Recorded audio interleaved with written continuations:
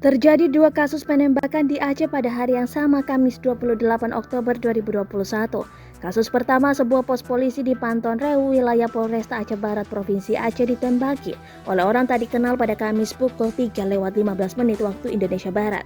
Kepala Bidang Hubungan Masyarakat Polda Aceh Kombes Pol Winardi menjelaskan, petugas menemukan sejumlah proyektil dan selongsong peluru dengan kaliber 7,62 x 39 mm dan 5,56 x 45 mm berserakan di lokasi. Tidak ada korban jiwa dalam kejadian itu, sementara untuk kerusakan serta kerugian material saat ini sedang dalam inventarisir petugas. Dilansir dari kompas.com, kasus penembakan kedua terjadi di PD Aceh. Komandan Tim Badan Intelijen Strategis TNI wilayah PD berpangkat Kapten tewas ditembak di Jalan Lok Rincong, Gampong Lok Panah, Kecamatan Sakti, Kabupaten PD Aceh.